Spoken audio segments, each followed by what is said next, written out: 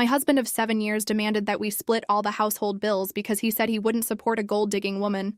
The fork stopped halfway to my mouth when he cleared his throat in that particular way. You know the one. When someone's about to drop a bomb on your dinner and pretend it's casual conversation. So, I've been thinking, he said, not looking up from his perfectly seasoned chicken that I'd spent an hour preparing. Things need to change around here. I set down my fork carefully. 7 years of marriage had taught me to read the warning signs. The way he adjusted his collar, the slight pause before speaking, the laptop he'd positioned just within reach on the kitchen counter. What kind of changes? My voice came out steadier than I felt. He finally looked at me, and I saw something I'd never seen before. Cold calculation. Well, I've been doing some math, and frankly, this arrangement isn't fair to me anymore. What arrangement? This whole setup where I work my ass off every day while you— He gestured vaguely around our immaculate kitchen. Do whatever this is. The words hit like ice water. I'd left my marketing job 7 years ago when we got married. His idea, actually. A man should provide for his wife, he'd said back then. I want to take care of you. I'd been hesitant. I loved my career, but he'd been so insistent, so romantic about it. Now he was looking at me like I was some kind of parasite. I've created a spreadsheet, he continued, flipping open the laptop with the enthusiasm of someone presenting a brilliant business proposal. I've calculated all our monthly expenses. Mortgage, utilities, groceries, everything. From now on, we're splitting it 50-50. The screen showed a detailed breakdown of our life reduced to numbers. Mortgage, £2,947. Utilities, $340.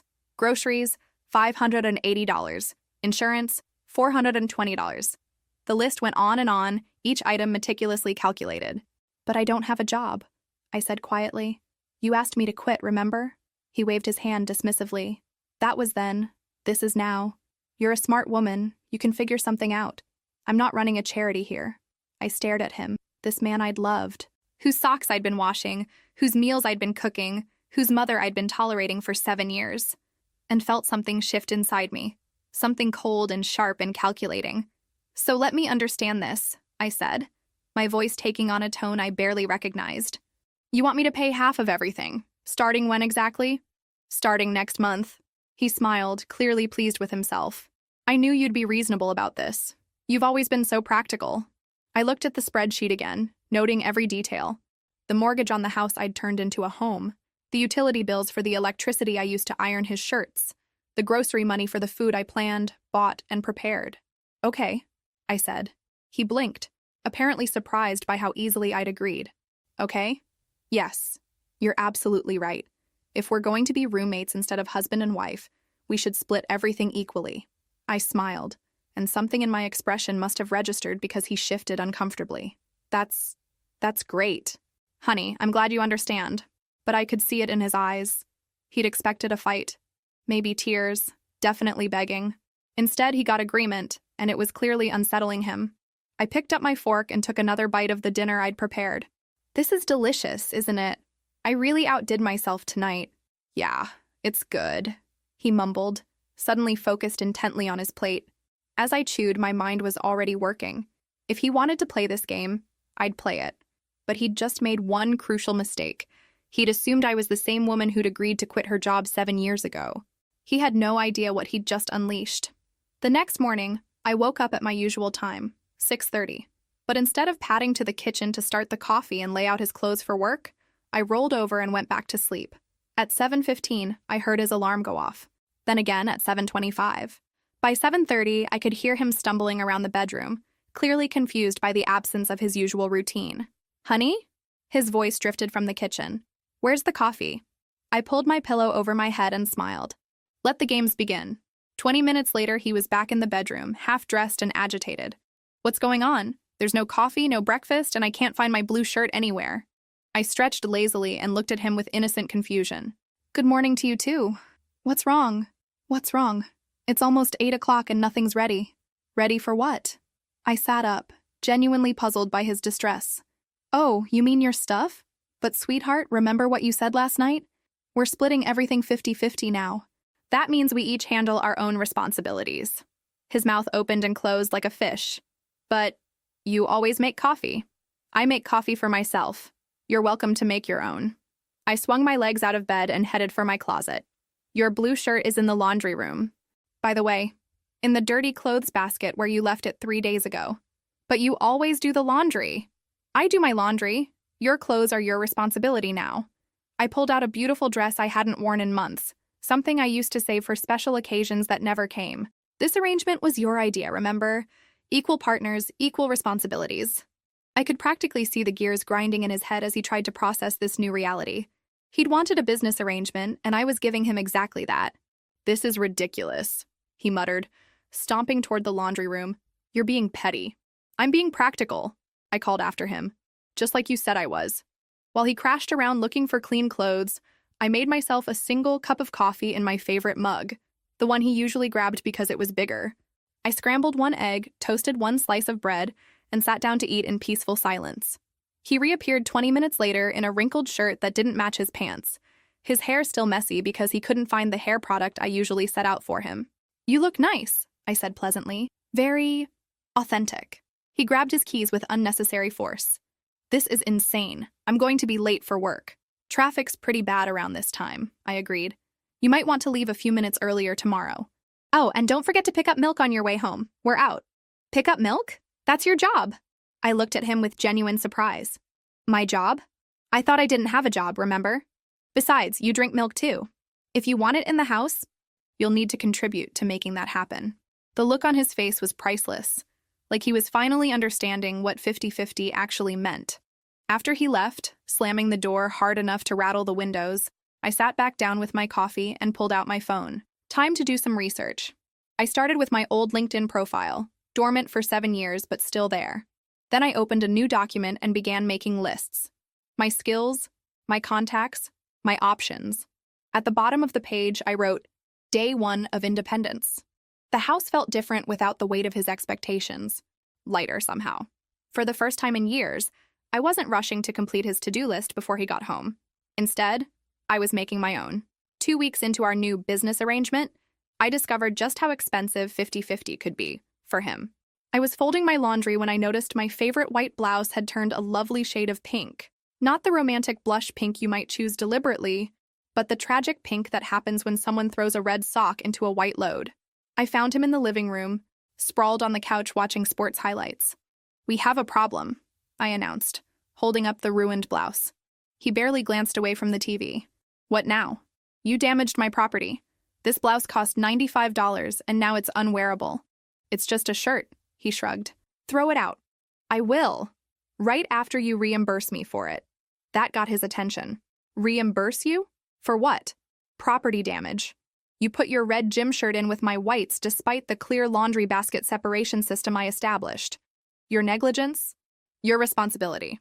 I pulled out my phone and showed him a screenshot of the blouse from the store's website. $95. "This is insane. We're married. We're business partners now, remember? And business partners compensate each other for damages."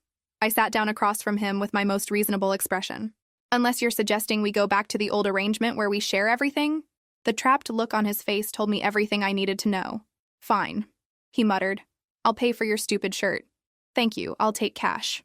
Over the next few days, I implemented a comprehensive damage assessment system.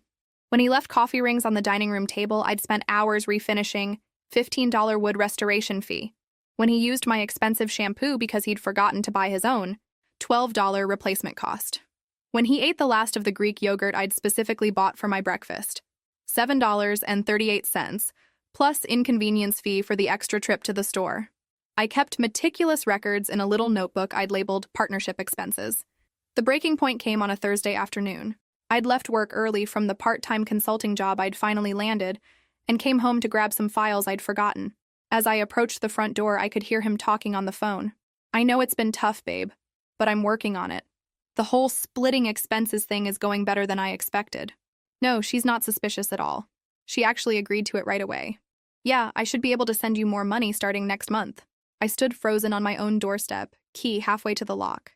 "I know you're struggling since the divorce, and I promised I'd take care of you. Look, once I get her to start paying half of everything, I'll have way more money to help with your rent and the kids' stuff." The pieces clicked into place with sickening clarity. This wasn't about fairness or equal partnership. This was about funding his ex-girlfriend's life while keeping his wife as unpaid household labor. "She's been playing housewife for 7 years. His voice continued, dripping with contempt. It's about time she contributed something real. Besides, what's she going to do? Leave? She hasn't worked in years. She needs me more than I need her. I backed away from the door, my hands shaking with rage. Not just anger, pure, crystalline fury mixed with humiliation. How long had he been planning this? How long had he been talking about me like I was some pathetic dependent while secretly funneling money to another woman? I got back in my car and drove around the block 3 times before I trusted myself to walk through that door without doing something irreversible. When I finally entered, he was off the phone, acting like nothing had happened. "You're home early," he said casually. "Forgot some paperwork." My voice sounded normal, which surprised me. "Hey, I've been thinking about our partnership arrangement." He looked up warily. "Yeah? I think you're absolutely right. If we're going to be true business partners, we need to do this properly." I smiled, and something in my expression made him lean back slightly. "I mean really properly. Full accountability, complete transparency, the works." "What do you mean?" "Well, for starters, I think we should each contribute our partnership agreements to writing. Spell out exactly what each partner is responsible for, what the financial obligations are, maybe even include some performance metrics." The color drained from his face. "That seems a little extreme." "Extreme? For business partners?" I tilted my head, studying him like he was a fascinating specimen. "I thought you'd appreciate the professional approach. After all, if we're going to be partners, we should treat it like any other business relationship. Don't you think?" He mumbled something about thinking about it and retreated to his office. I went to the kitchen and opened my notebook to a fresh page. At the top, I wrote, "Partnership Dissolution Planning." The doorbell rang at 8:30 on a Saturday morning, which could only mean one thing. His mother had arrived unannounced, as was her cherished tradition. I answered the door in my pajamas and robe, coffee mug in hand, completely unbothered by my appearance. The old me would have panicked, thrown on real clothes, and spent 10 minutes apologizing for the state of the house. "Oh," she said, taking in my casual attire with obvious disapproval. "You're not dressed." "Good morning to you, too. Come in." I stepped aside, genuinely curious to see her reaction to the current state of our home. She walked into the living room and stopped dead. His side of the room was a disaster zone. Dirty clothes draped over furniture, takeout containers stacked on the coffee table, newspapers scattered across the floor. My side was immaculate, with fresh flowers and neatly arranged books. "What in heaven's name happened here?" she gasped. "Oh, that's your son's area. I only manage my own space now." I settled into my clean chair and sipped my coffee peacefully. "Where is he?" "Still sleeping. He was up late trying to figure out how to work the washing machine." Her face turned an interesting shade of purple. "You didn't help him?" "Why would I? He's a grown man." I studied her over my mug. "Would you like some coffee?" "I have enough for one more cup." "This is outrageous." She marched toward the kitchen, and I heard her sharp intake of breath as she discovered the division there too. One side spotless, the other looking like a tornado had hit it. She stormed back, her perfectly coiffed hair practically vibrating with indignation. "What kind of wife are you? This house is a disaster." "Actually, half the house is a disaster. My half is quite nice." I gestured around my pristine living space. "The disaster half belongs to your son. Don't be ridiculous. A wife's job is to maintain the home." I set down my coffee and looked at her with genuine curiosity. "According to whom?" "According to common decency. To the way things are supposed to be." I stood up and walked to the kitchen, returning with a folder I'd prepared for exactly this moment. "You might want to see this before you continue." I handed her the printed copy of his spreadsheet, the one where he'd calculated every household expense and declared that I needed to pay half because I was, in his words, freeloading. She stared at the document, her mouth opening and closing silently. "Your son decided we should be business partners instead of husband and wife," I explained pleasantly. "Equal financial responsibilities, equal domestic responsibilities." This was entirely his idea. But you're supposed to what? Pay half the bills and do all the housework?" I laughed, and the sound was lighter than I'd felt in months. "That's not a partnership. That's a scam." She looked around again, as if seeing the situation with new eyes. "He didn't mean—" "Oh, he meant it. He spent considerable time creating this spreadsheet. He was very proud of his mathematical skills." I took the document back from her trembling hands. "Would you like me to show you the part where he calculated that my 7 years of unpaid household management was worth $0? The fight went out of her all at once. She sank onto his dirty couch, apparently not caring about the takeout containers. I raised him better than this, she whispered. Did you? I asked, not unkindly, because this level of entitlement doesn't develop overnight. Heavy footsteps on the stairs announced his arrival. He appeared in rumpled pajamas, hair sticking up at odd angles, clearly unprepared for his mother's visit. Mom, what are you doing here? I came to see why your wife isn't taking care of you properly, she said flatly. Instead, I find out you've turned your marriage into some kind of business arrangement. He shot me a look that could have melted steel. She's been filling your head with nonsense. Nonsense? His mother held up the spreadsheet. You documented it yourself. The silence stretched uncomfortably. I watched him realize that he couldn't deny what was written in his own hand, couldn't dismiss his mother's concerns the way he'd been dismissing mine. Look, it's complicated, he finally said. You don't understand the whole situation. Then explain it, his mother demanded. He looked between us, clearly calculating his options. I just think we should both contribute equally. What's wrong with that? Nothing, I said cheerfully. Which is why I've been contributing exactly equally. I pay my half of everything and take care of my half of everything. Your half is your responsibility. His mother looked around the room again, really looked, and I could see her finally understanding the full picture. I think, she said slowly, I should go. That's probably best, I agreed. This is between business partners now, not family. She stood up, brushed off her skirt, and walked to the door without another word. Before leaving, she turned back to her son. You made this bed, she said quietly. Now you get to lie in it. After she left, he turned on me with a fury I'd never seen before. How dare you embarrass me like that in front of my mother? I looked at him calmly. I didn't embarrass you. You embarrassed yourself. I just refused to clean it up. The call came on a Tuesday morning while I was updating my resume for the third time in 2 weeks. I'd been applying for entry-level positions, assuming my 7-year gap had made me unemployable in any meaningful way. Is this really the marketing genius who used to run circles around all of us in Professor Martinez's strategy class? The voice was familiar, warm, and filled with the kind of confidence I'd forgotten I used to possess. This is she, I said cautiously. It's Jake from college. We worked on that impossible campaign project together junior year, the one where we had to rebrand that failing restaurant chain. The memory hit me like a wave. Late nights in the library, whiteboards covered with brand positioning diagrams, the thrill of solving impossible problems with nothing but creativity and determination. I'd love that version of myself. Jake, how did you get this number? I have my ways. Actually, I've been trying to track you down for months. I'm heading up marketing for a consulting firm now, and I've got a problem that has your name written all over it. I haven't worked in 7 years, I said automatically, the disclaimer I'd been giving every potential employer. So? You haven't had a lobotomy. Your brain is still in there, right? I laughed despite myself. Last I checked. Good enough for me. We've got a client who's hemorrhaging customers, and 3 different agencies have failed to figure out why. I need someone who can think differently, see patterns other people miss. Sound familiar? It did. It sounded exactly like the person I used to be. Jake, I appreciate the thought, but I'm not exactly interview ready. I'd need time to prepare, to brush up on current trends. Skip the interview. I've already seen your work. Remember that portfolio from senior year? I kept a copy. Still reference it sometimes. His voice turned serious. Look, I know you disappeared after college, got married, did the domestic thing, but talent doesn't expire. If anything, life experience probably made you sharper. The conversation lasted 45 minutes.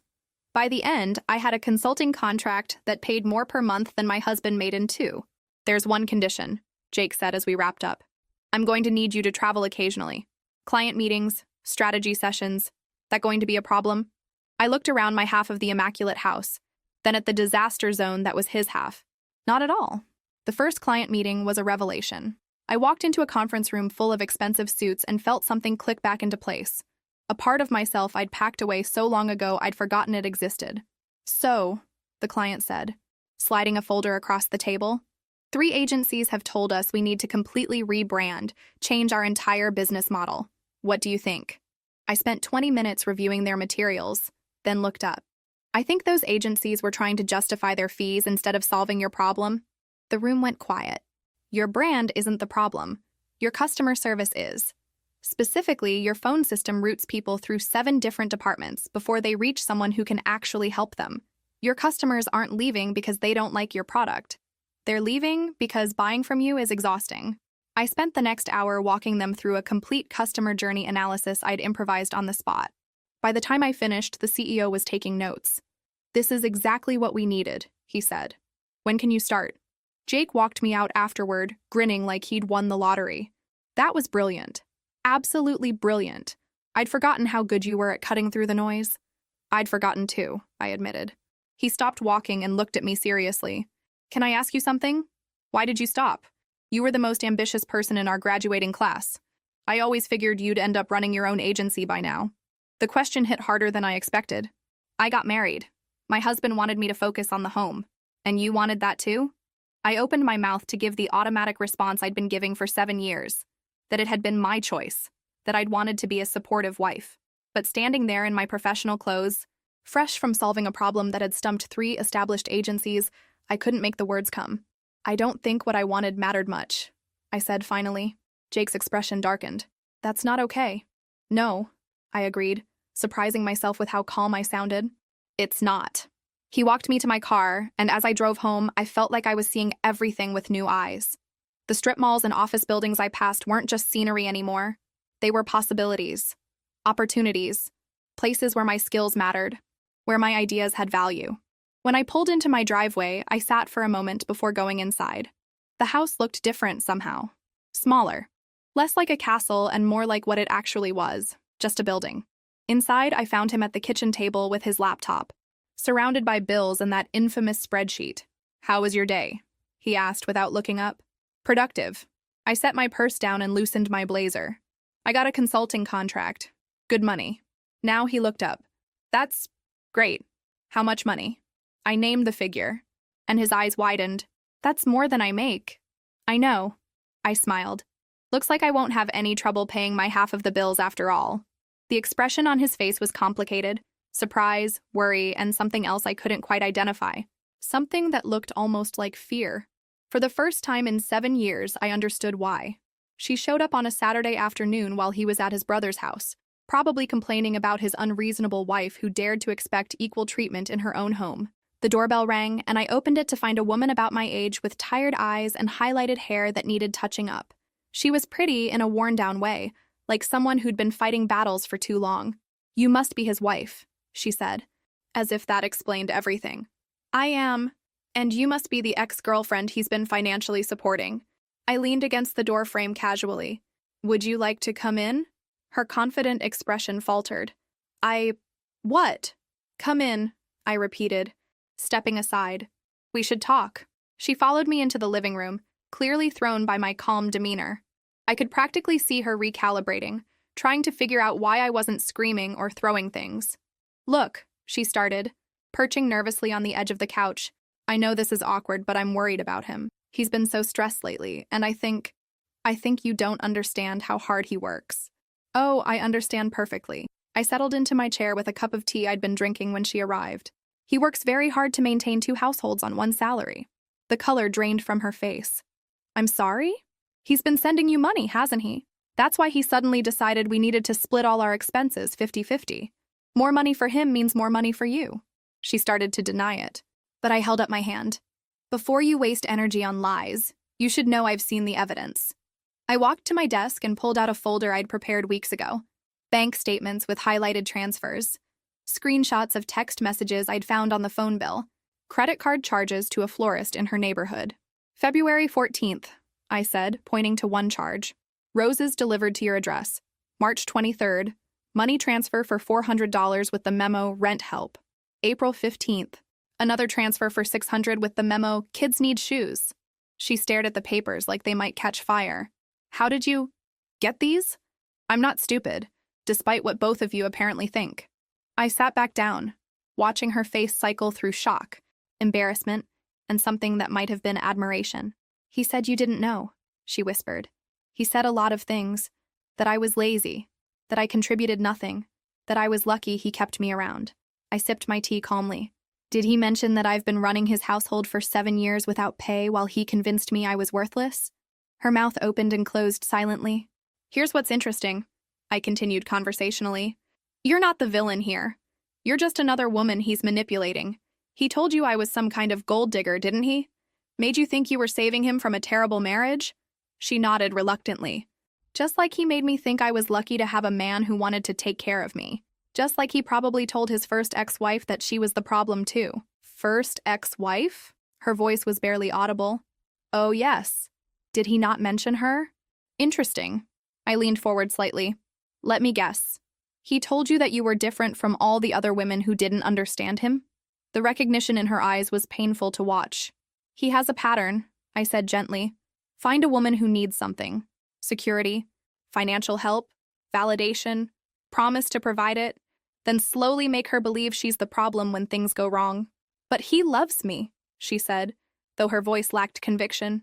Does he? Or does he love having someone who depends on him? I pulled out one more document, a printout of his call logs. Look at this. Every time he calls you is when he's angry with me. You're not his girlfriend. You're his emotional escape valve. She studied the evidence, and I could see the exact moment when everything clicked into place. Oh God, she breathed. I'm such an idiot. No, you're not. You're a single mother trying to survive, and he offered you a lifeline. That doesn't make you stupid. It makes you human. We sat in silence for a moment, two women who'd been played by the same man in different ways. What are you going to do? She asked finally. I'm going to stop paying for his games, both literally and figuratively. I gathered up the papers. What are you going to do? She looked around my beautiful home, the home I'd created and maintained while believing I was worthless. And something hardened in her expression. I'm going to stop taking his money, she said firmly. I've been applying for better jobs anyway.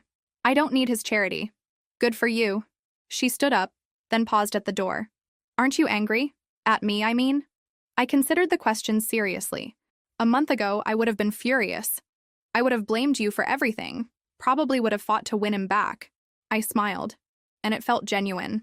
Now I just feel sorry for whoever he targets next. After she left, I poured myself a glass of wine and sat in my perfectly organized living space. For the first time in months, I felt completely at peace. I'd spent 7 years believing I needed to fight for scraps of affection from a man who was giving the best parts of himself to someone else. Now I understood the truth. There were no best parts. There was just manipulation, skillfully applied to whoever was most vulnerable. The most empowering part wasn't exposing him. It was realizing I didn't want to win him back. I wanted something so much better. The legal papers arrived on a Thursday morning, delivered by a courier who looked apologetic about the whole thing. I signed for them with the same calm I'd been cultivating for months, then sat at my kitchen table to read what my husband thought was his nuclear option. Petition for exclusive use and occupancy of marital residence, the header read. Below that, in legal language that couldn't quite hide the desperation, he was asking a judge to remove me from my own home because I was creating an uninhabitable living situation and preventing him from peaceful enjoyment of his property. I had to laugh.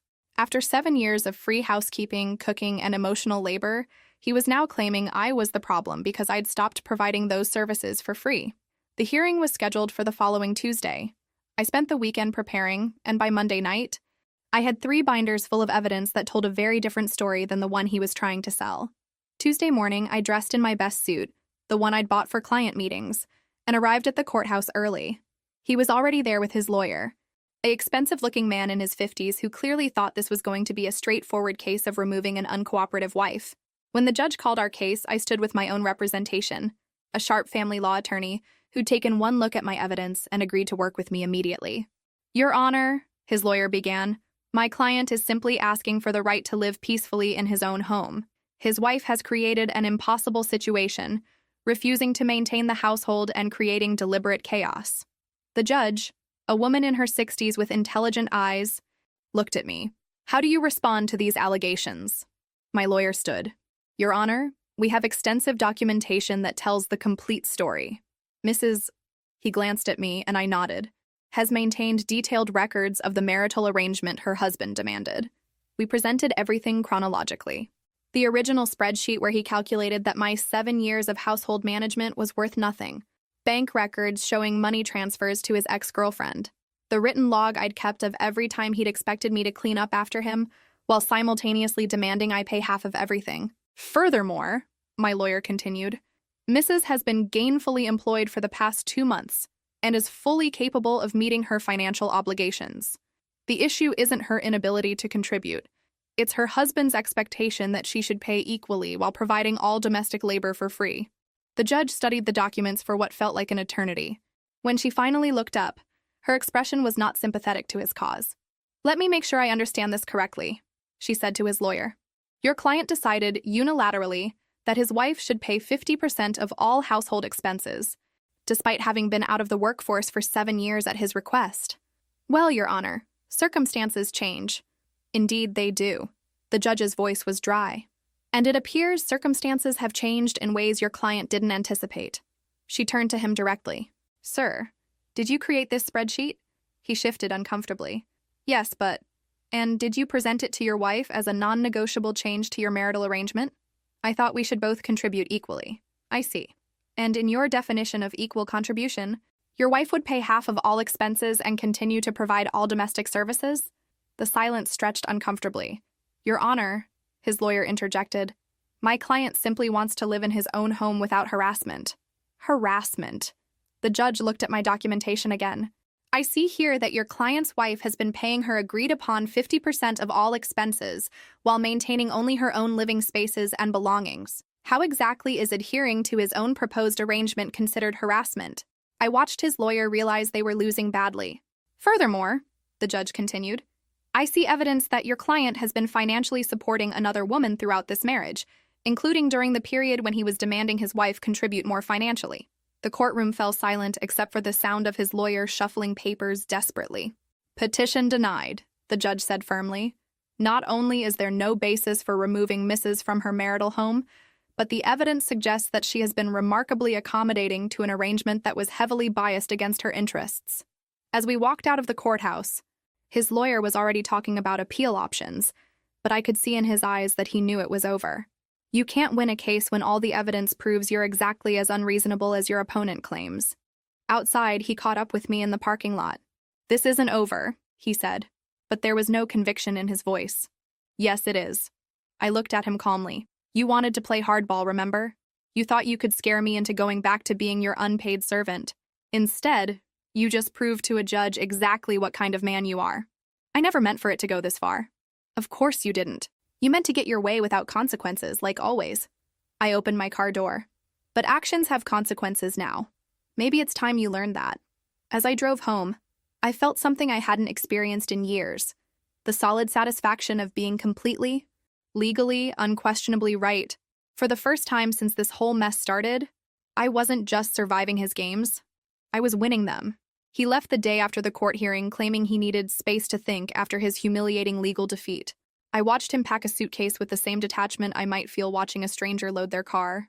"I'll be staying at my brother's for a while," he announced, as if this was some great sacrifice he was making for our relationship. "Okay," I said, not looking up from my laptop where I was reviewing client proposals. "Okay, that's all you have to say? What would you like me to say?" I glanced at him briefly. "You're an adult. You can stay wherever you want." The look on his face suggested he'd expected tears, begging, promises to change. Instead, he got the same mild interest I might show a weather report. After he left, I walked through the house slowly, really seeing it for the first time in months. Without his constant mess, his complaints, his heavy presence sucking the energy out of every room, the space felt transformed, lighter, like it could breathe again. I made myself dinner, just for me, exactly what I wanted, and ate it while watching a documentary he would have hated. Then I took a long bath with expensive bath salts, read until midnight, and slept diagonally across the entire bed. I woke up the next morning feeling more rested than I had in years. Work became my sanctuary. The consulting firm Jake ran had a collaborative, energetic atmosphere that reminded me why I'd loved marketing in the first place. Ideas mattered there. Solutions were celebrated. Nobody questioned my competence or made me feel like I should be grateful for the opportunity to contribute. "You've been different lately," Jake mentioned over coffee after a particularly successful client presentation.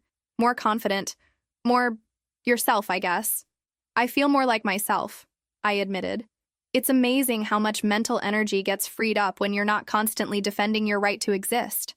"Is that what it was like? At home?" I considered the question. Jake and I had started having these conversations more frequently.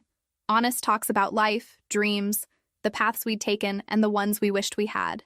He was a good listener, never offering unwanted advice or trying to fix things that weren't his to fix. "It was like living with a critic who never took a day off," I said finally. "Everything I did was wrong, insufficient, or somehow selfish. I spent so much energy trying to anticipate his complaints that I forgot I was allowed to have opinions of my own. That sounds exhausting. It was. I didn't realize how exhausting until it stopped. Jake studied me over his coffee cup. Are you happy? I mean, really happy? The question surprised me with its directness. Yes, I said, and meant it. For the first time in years, I'm actually happy. Good. You deserve that. That evening, I did something I hadn't done in ages.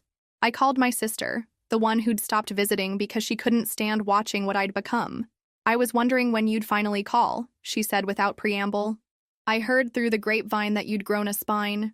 News travels fast. Are you kidding? The whole family's been waiting for you to wake up. We just didn't know how to tell you without making things worse.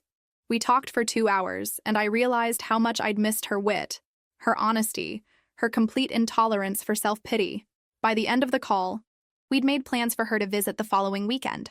Fair warning, she said before hanging up. I'm bringing wine and terrible movies, and we're going to dissect every bad decision you've made for the past 7 years. I can't wait. The house felt different with him gone. Not empty, spacious. I rearranged furniture, hung artwork I'd been meaning to display, played music as loud as I wanted. I cooked elaborate meals just because I enjoyed cooking when it wasn't an obligation. I started a garden in the backyard, something I'd always wanted to do, but never found time for when every moment was dedicated to maintaining his comfort. 3 weeks into his absence, he called. I think I've had enough space, he announced, as if he'd been doing me a favor. I'll be home tomorrow. This is your home too, I said neutrally. You don't need my permission to be here. Right, good. I'm glad you're being reasonable about this. Reasonable. I almost laughed. He still thought this was about him teaching me a lesson, that his absence was punishment I should be eager to see end. He had no idea that his leaving had been the best 3 weeks I'd had in years. I'll see you tomorrow then, I said, and hung up before he could say anything else. I spent that evening looking around my peaceful, organized, joyful home and preparing myself for the return of chaos. But something had fundamentally changed during his absence. I'd remembered who I was without him, and that person was someone I actually liked. Whatever happened next, I wasn't going back to being the woman who'd accepted crumbs and called it a feast. He came home looking like a man who'd been hit by a truck. Gone was the cocky confidence he'd worn when he left. Instead, he dragged himself through the front door like someone carrying invisible weights. I was in the kitchen, preparing dinner for one, when he appeared in the doorway. His clothes were wrinkled, his eyes were red-rimmed, and he had the general appearance of someone who hadn't been sleeping well. We need to talk, he said without preamble. About what? I continued chopping vegetables, not bothering to look up. About us.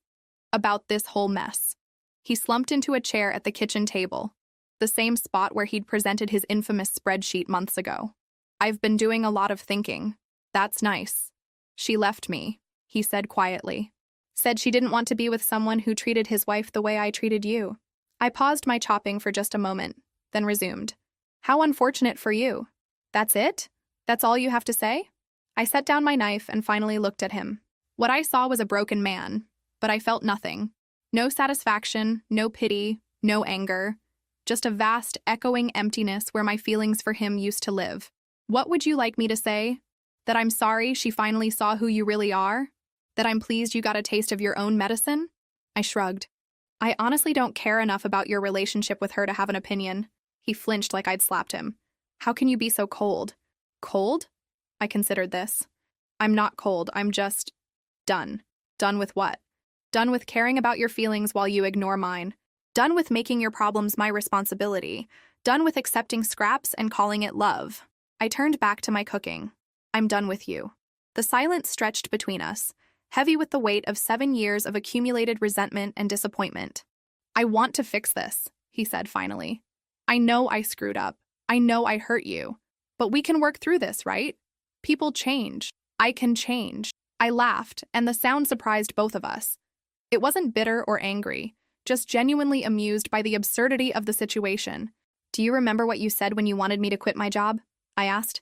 What does that have to do with anything? You said a real man takes care of his wife. You said you wanted to provide for me, protect me. You made it sound romantic, noble even. I moved to the stove, still not looking at him. Do you remember what you said when I told you I missed working? He was quiet. You said I was being selfish, that a good wife supports her husband's dreams instead of chasing her own fantasies. You made me feel guilty for wanting something beyond your kitchen. I was wrong about that. Were you?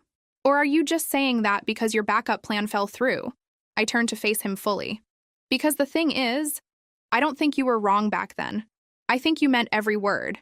Just like you meant every word when you called me a freeloader who needed to start paying her fair share. But you've learned that actions have consequences. That's not the same as changing who you are, fundamentally. I leaned against the counter, studying him like a specimen under a microscope. You didn't want to fix our marriage when you were getting everything you wanted from it. You want to fix it now because you're getting nothing. That's not true, isn't it? When I was doing all the housework and asking for nothing in return, was our marriage broken then? He opened his mouth, then closed it. When I was managing your entire life while you sent money to another woman, was that something that needed fixing? You don't understand the situation with her. Oh, I understand perfectly. She was your escape valve. When you were frustrated with me for being human instead of a perfect domestic appliance, you had somewhere else to put your attention. Someone who made you feel like a hero instead of holding you accountable. I walked to the table and sat across from him, close enough to see the panic starting to creep into his eyes. Here's what I think happened, I continued calmly. You got comfortable having two women competing for your attention. It made you feel powerful, important. But then I stopped competing, and she got tired of being with someone who treats women like disposable conveniences. Now you're alone, and suddenly our marriage is worth fighting for. I love you, he said desperately. I know I didn't show it, but I do love you. Maybe you do. In whatever way you're capable of loving someone. But here's the thing. I don't love you anymore. The words hung in the air between us, simple and final. I don't love the man who convinced me I was worthless while I made his life perfect. I don't love the man who called me a gold digger for wanting basic respect. And I definitely don't love the man who's only here because his plan B didn't work out. He stared at me like I was speaking a foreign language. But I can change, he said again, his voice cracking. I can be the man you need me to be. That's the problem, I said gently. I don't need you to be anything. I don't need you at all. I started packing the next morning while he was at work, methodically going through 7 years of accumulated life and taking only what was truly mine. It was surprising how little that turned out to be. My clothes, my books, my laptop, a few pieces of jewelry that had belonged to my grandmother. Everything else was either his or something we'd bought together back when together meant something. I was folding my last sweater when I heard his car in the driveway. He wasn't supposed to be home for hours, but apparently word travels fast when someone calls out of work to prevent their spouse from leaving. What the hell is this? He stood in the bedroom doorway, staring at the suitcases lined up on the bed. I'm moving out. I continued packing calmly. I found a furnished apartment downtown, close to work. You can't just leave. Actually, I can. I'm an adult with a job and my own income. Leaving is well within my capabilities. He rushed to the suitcase I was packing and started pulling clothes back out. Stop this. We need to talk about this rationally. I gently but firmly took my blouse back from his hands. There's nothing to discuss. I told you last night. I'm done. But you can't mean that. People don't just throw away 7 years of marriage. I'm not throwing it away. You already did that when you decided I was worth less than your ex-girlfriend. I zipped the suitcase closed. I'm just finally accepting what you taught me. He sat heavily on the bed, looking around the room like he was seeing it for the first time. Where will you go? What will you do? I told you, I have an apartment. As for what I'll do, I'll work, pay my bills, and live my life. You know, all the things I've been doing for the past few months. But what about us? What about this house? What about our life together? I paused in my packing and really looked at him. He seemed genuinely confused, as if he couldn't understand why actions might have permanent consequences. Our life together was me serving you, while you convinced me I should be grateful for the privilege. That's not a life I want anymore. I said I'd change, and I believe you think you would try. But change requires understanding what was wrong in the first place, and you still don't get it. I picked up the last suitcase. You think this is about the money you gave her? Or the chores you didn't do? Or the bills you wanted me to split? Those were just symptoms. Symptoms of what? Of the fact that you never saw me as an equal partner. I was either a service provider or a burden, depending on what you needed at the moment. That's not love. That's ownership. I walked toward the door, and he scrambled to follow me. Please don't do this. I'm begging you. I'll do anything. I stopped at the front door and turned back to him one last time. Do you know what you could have done 6 months ago that would have saved this marriage? He shook his head desperately. You could have said, thank you. Just once. You could have acknowledged that I'd been contributing to this relationship all along, even if it wasn't in the form of a paycheck. You could have treated me like a partner instead of like hired help who wasn't working out. I can say thank you now. It's too late. I opened the door. Thank you only matters when it's sincere, not when it's strategic.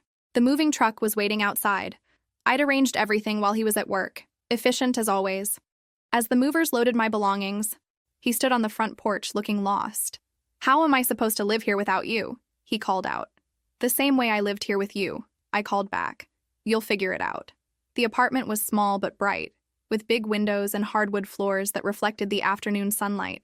It came furnished with simple, clean furniture that was nothing like the heavy, expensive pieces we'd accumulated together. I loved it immediately. That first night, I sat on my new couch eating takeout from my favorite Thai place, the one he'd always complained was too spicy, and felt something I hadn't experienced in years. Complete peace. No one was going to come home and criticize the way I'd arranged the throw pillows. No one was going to leave dirty dishes in my clean sink. No one was going to make me feel like I needed to justify my existence or apologize for taking up space. I was alone, and it was glorious. My phone rang around 9 o'clock. His name appeared on the screen, and I let it go to voicemail. Then it rang again, and again. Finally, I turned it off. The silence that followed wasn't empty. It was full of possibility, full of choices that were mine alone to make, full of a future that stretched ahead of me like an open road with no predetermined destination. For the first time in 7 years, I fell asleep without worrying about whether I'd done enough to earn my place in someone else's life. I was home. The first thing I did in my new apartment was buy flowers. Bright yellow sunflowers that I placed on the kitchen table where I could see them every morning. In my old life, flowers were an unnecessary expense, a frivolity that would have required justification and probably resulted in a lecture about fiscal responsibility. Now they were just beautiful, and that was reason enough. I spent the first weekend arranging my new space exactly how I wanted it. Books organized by subject instead of alphabetically because that's how my mind worked. Art hung at heights that made sense for my eyes, not his. The thermostat set to a temperature that kept me comfortable without needing to negotiate. Every small decision felt revolutionary. Work became even more fulfilling. Without the constant underlying stress of managing someone else's emotions, I found myself taking on bigger challenges, proposing bolder solutions. Jake noticed the change immediately. "You're on fire lately," he said after a presentation that had landed us a major new account. "Whatever you're doing differently, keep doing it." "I'm sleeping better," I said. Which was true, but not the whole truth.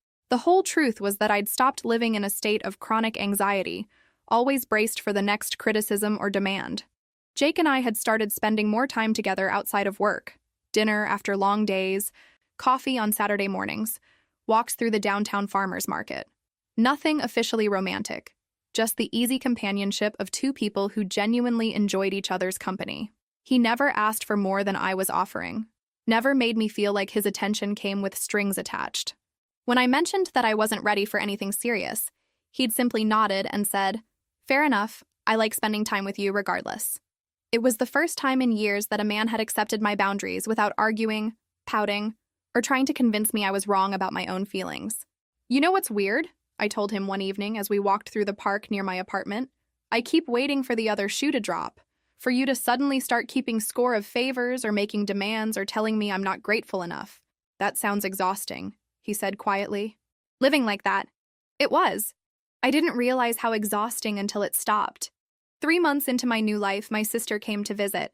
She walked through my little apartment with obvious approval, taking in the flowers, the books arranged just how I liked them, the general atmosphere of contentment. "You look different," she said over wine and takeout. "Younger somehow." "I feel younger, like I got my life back." "Are you dating Jake officially yet?" "We're taking it slow, really slow." I curled up in my favorite corner of the couch. It's nice not having to rush into anything. He's not going anywhere, and neither am I. Good for you. After 7 years of walking on eggshells, you deserve someone who lets you set the pace. My phone had stopped ringing weeks ago. The desperate voicemails had tapered off, then stopped entirely. I'd heard through mutual friends that he was struggling with basic household tasks, living off frozen dinners and wearing wrinkled clothes. Part of me had expected to feel guilty about this, but I didn't. His incompetence wasn't my emergency anymore. "Do you miss it at all?" my sister asked. "The marriage, I mean. Not him specifically, but the idea of it." I thought about the question seriously. I miss the marriage I thought we had in the beginning, the partnership I thought we were building. But that was mostly in my head anyway. The reality was me doing all the emotional labor while pretending we were a team. And now? Now I actually am free to build the life I want instead of constantly adapting to someone else's vision of what my life should look like. That night, after my sister had gone back to her hotel, I sat in my quiet apartment and made a list of everything I'd accomplished since leaving. The client accounts I'd secured, the friendships I'd rekindled, the hobbies I'd rediscovered, the simple pleasure of making decisions without having to justify them to anyone. At the bottom of the list, I wrote, "Learned that I don't need someone else to complete me. I was never incomplete." Jake texted around 10, asking how the visit with my sister had gone. We exchanged a few messages, easy and comfortable, before saying goodnight. No drama, no hidden meanings, no walking on eggshells trying to avoid saying the wrong thing. Just two people who enjoyed each other's company, building something at their own pace. As I got ready for bed, I caught sight of myself in the bathroom mirror. My sister was right. I did look younger. But more than that, I looked like myself again. The woman who used to have opinions, dreams, boundaries. The woman who used to know her own worth. She'd been there all along, just buried under years of being told she was asking for too much by wanting basic respect. I turned off the lights and settled into my comfortable bed, listening to the sounds of the city outside my window. Tomorrow would bring new challenges, new opportunities, new choices that were entirely mine to make. For the first time in years, I couldn't wait to see what came next. 6 months later, he appeared in the lobby of my office building like a ghost from a life I'd almost forgotten.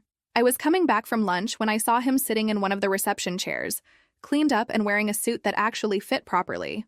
"Could we talk?" he asked, standing when he saw me. "Please, just 5 minutes." I looked at this man I'd once loved, once feared disappointing, once built my entire identity around pleasing, and felt nothing but mild curiosity about what had brought him here. 5 minutes, I agreed, leading him to a small conference room where we could speak privately. He looked nervous in a way I'd never seen before, like someone approaching a job interview for a position they desperately needed but probably wouldn't get. "You look good," he said, settling into the chair across from me. "Happy. I am happy. I've been working on myself," he continued, the words tumbling out like he'd rehearsed them. "Therapy, anger management, the whole thing. I've learned a lot about how I treated you, how wrong I was about everything. That's good. Personal growth is important. I can cook now, really cook, not just microwave stuff. And I've been keeping the house clean, doing my own laundry. I even learned how to iron." He smiled hopefully. "I know that probably sounds pathetic, but I wanted you to know that I get it now. I understand what you were doing all those years." "Okay." My calm responses seemed to unnerve him. I could see him struggling to find the words that would create the reaction he wanted. "I miss you," he said finally. "I miss us. I know I don't deserve another chance, but I'm asking for one anyway. I can be the partner you needed me to be. I can be better." I studied his face, looking for any trace of the feelings that used to live there. The love, the hope, the desperate need for his approval. They were gone, replaced by something much more valuable, indifference. "I believe you," I said simply. "You do?" His face lit up with hope. "Yes. I believe you've learned to cook and clean and manage your own life. I believe you've gained some insight into how poorly you treated me. I even believe you're sincere about wanting to change." Then, but it doesn't matter.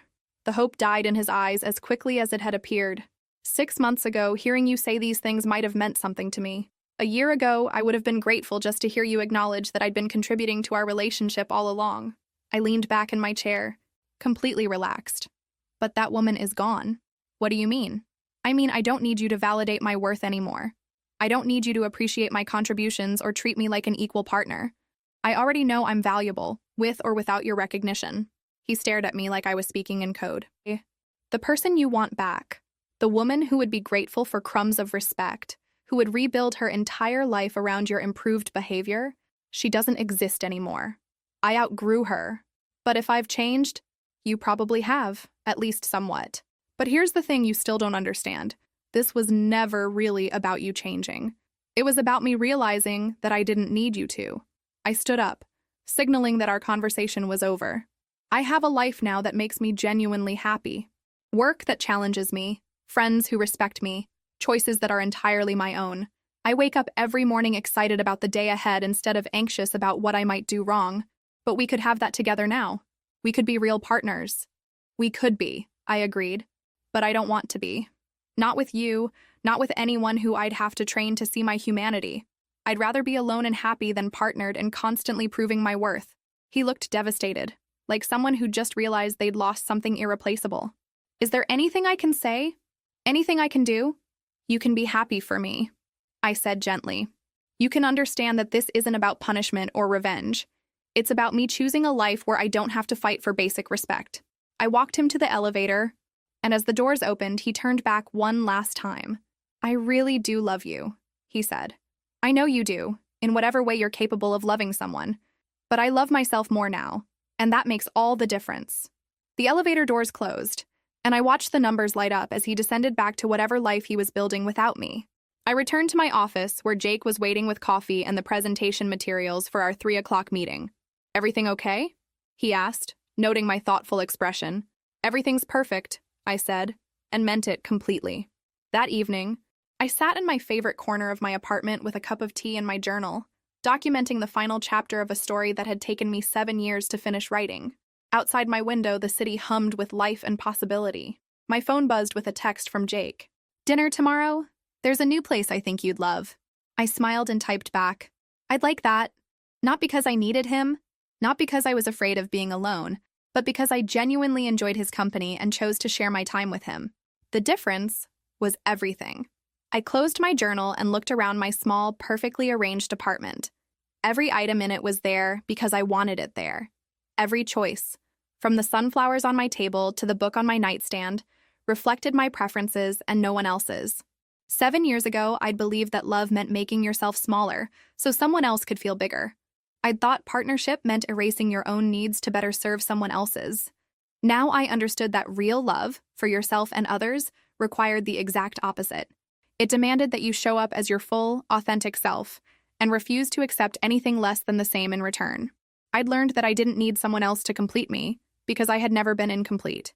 I'd learned that being alone was infinitely better than being with someone who made me feel lonely. Most importantly, I'd learned that my worth wasn't up for negotiation. As I got ready for bed, I caught my reflection in the bathroom mirror one more time. The woman looking back at me was confident, content, and completely free.